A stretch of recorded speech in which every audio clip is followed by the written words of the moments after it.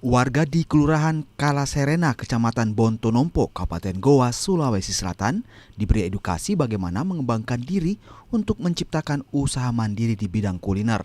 Salah satunya dengan pelatihan pembuatan kerupuk bawang. Untuk itu, sukarelawan Ganjar Pranowo yang tergabung dalam Gerakan Pemuda dan Perempuan Goa menggelar pelatihan pembuatan kerupuk bawang.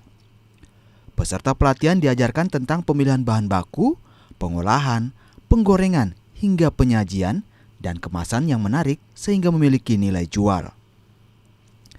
Diharapkan melalui pelatihan ini, masyarakat dapat memanfaatkan bahan yang cukup sederhana menjadi makanan olahan yang tidak hanya untuk konsumsi pribadi, namun memiliki nilai jual sehingga menciptakan usaha mandiri.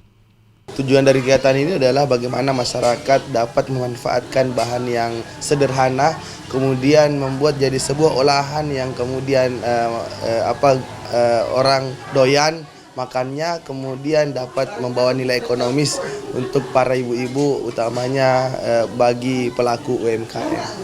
Harapan dari kegiatan ini mudah-mudahan setelah kegiatan ini terlaksana, ibu-ibu bisa lebih tahu bagaimana caranya memanfaatkan bahan-bahan sederhana menjadi sebuah cemilan yang kemudian disukai para masyarakat, kemudian dapat membawa nilai ekonomis dengan dijual begitu.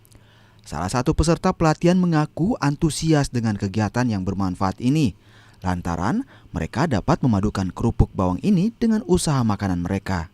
Acara ini ya bagus sekali karena bisa membuat ibu-ibu membuat kerupuk bawang. Ya.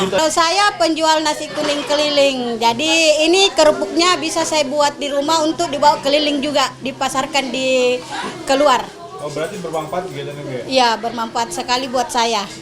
Selain memberikan pelatihan, Gerakan Pemuda dan Perempuan Goa juga siap membantu dalam pemasaran produk kerupuk bawang yang dihasilkan oleh peserta pelatihan, sehingga manfaat pelatihan ini berlanjut nyata sampai ke tingkat usaha mandiri.